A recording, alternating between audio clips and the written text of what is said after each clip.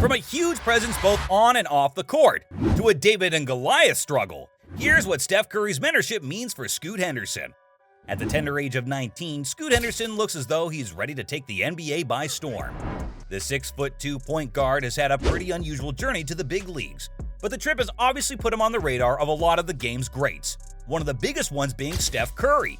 Curry and his crew have taken a huge interest in Scoot, obviously seeing potential in the rising star. In preparation for draft night, Scoot has been working with Curry's coaches, running a lot of the same drills as the Golden State superstar. One-footed free throws, catch and shoots from around the perimeter, 2 dribbles between the legs, then letting it fly from the top of the three-point arc. Now, Curry is often regarded as one of the greatest players of all time, and the best shooter that's ever graced the court. So receiving training from him and his coaches speaks pretty damn highly of Scoot's potential. Maybe Curry sees himself in Scoot. After all, they are pretty similar. Both play point guard, and are definitely on the shorter side, at least by NBA standards. That obviously hasn't stopped Curry from having an incredible career, and doesn't look like it's going to leave Scoot coming up short either. In fact, Scoot's got so much hype behind him, he is currently the projected number 2 pick. And with Curry's help, Scoot might even be able to become the number 1. But it's not just Scoot's skills that Curry is looking to hone. His company, SC30 Inc., is giving Scoot a major once-in-a-lifetime opportunity, so that he can build his brand both on and off the court. See, Scoot comes from a family that values sports as a way of giving back to the community. Scoot's parents, Chris and Crystal, opened a gym called Next Play 360, which was designed to be a space to encourage kids to develop their athletic, leadership, and even academic skills. Scoot himself has been involved in the gym's holiday and food drives, working to support families in need.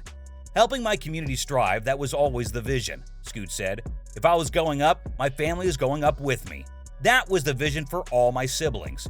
Scoot's focus on community outreach probably resonates with Curry, who is also incredibly committed to providing aid to struggling families.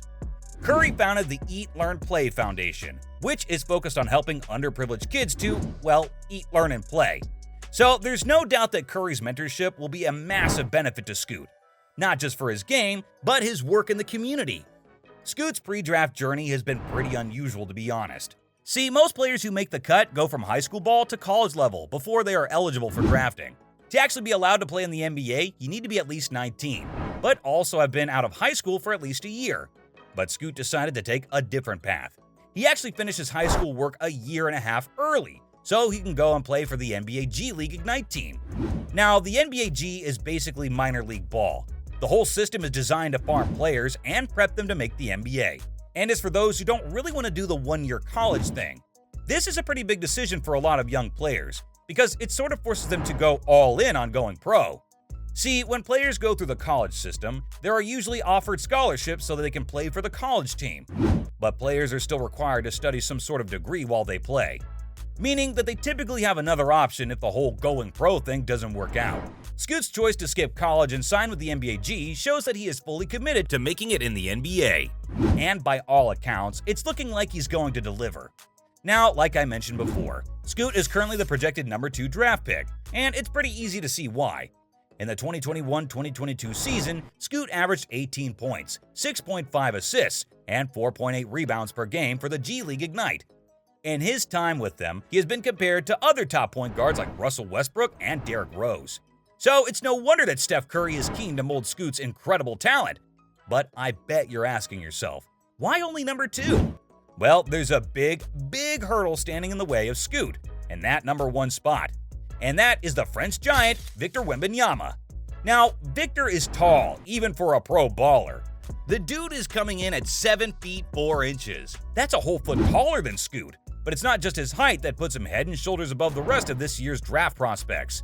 It's actually that he has an incredible control of the ball that you don't normally see in such tall players. Victor is widely regarded as the most anticipated new player since LeBron James. In fact, LeBron himself reckons that Victor is something entirely new to the league. After seeing Victor's United States debut, where he actually squared off against Scoot and the Ignite, LeBron had this to say: "Everybody has been a unicorn over the last few years, but he's more like an alien.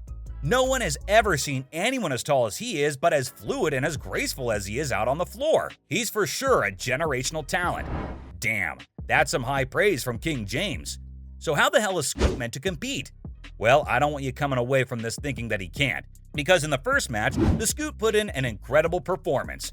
recording 28 points, 9 assists, and 5 rebounds. The Ignite won the game, 122-115. Although, when they played a rematch a couple of days later, Scoot was sidelined after an injury to his knee in the first quarter, which probably contributed to Victor and his squad taking the win, 112-106. It seems that despite an epic duel on the court, the pair have a lot of respect for each other, which makes sense, seeing as the two of them are probably going to have a lot to do with each other over the course of their careers. Now, even though Victor is clearly going to make a huge splash when he finally hits the NBA, he's not without his weaknesses. For one, the dude's a total beanpole. While that obviously helps his mobility, it does mean that he's lacking a lot of strength, which means that he can be beaten with a more aggressive, physical play style. What makes him something of a nightmare matchup for Scoot, though, is that his enormous wingspan and surprising speed really give him the edge in blocking point guards looking for the jump shot. This makes him an incredibly effective defensive player, one who can pressure the outside shooters while still being a total wall in the paint. Scoot actually tested Victor at the rim in their first match and was completely shut down, which just goes to show what he's up against. Despite all of this, Scoot reckons he should be considered for the #1 pick. Go #1. I think I should go. I like that. I like that. I know I should go #1. I like that energy. While the two are obviously very different players, Scoot feels the thing that really sets him apart is his sheer will. When asked what separates him from Victor, Scoot replied, "I think I just got that dog in me. I got it in me. Sometimes people got it on them. I got it in me. I'm the most prepared player in the draft, honestly." Maybe it's that fire that has caught Steph Curry's eye. It definitely looks like he's ready to prove himself in the NBA. Scoot is sure that he can win Rookie of the Year, which is going to be a very, very tall order with Victor in the game. But you seriously can't help but admire his spirit. Who doesn't love an underdog story? And this is a real David and Goliath situation. Except, for basketball. Scoot is definitely living up to his trademark motto, overly determined to dominate. And maybe with Steph Curry's guidance, he can do just that. The two are definitely worthy of becoming cornerstones of whichever teams end up drafting them, and will both likely be the sort of players that franchises are keen to build around. While Scoot absolutely has the potential to be the next Curry, Victor's unique attributes make him a difficult prospect to pass up. Seeing as the San Antonio Spurs have won the draft lottery, it's almost a guarantee that they will opt to take Victor. That means that Scoot is probably headlining to the Charlotte Hornets, who named the #2 pick. That being said, nothing is set in stone. It is totally possible that Scoot will, with Curry's support, defy the odds and grab the #1 spot, regardless of what happens.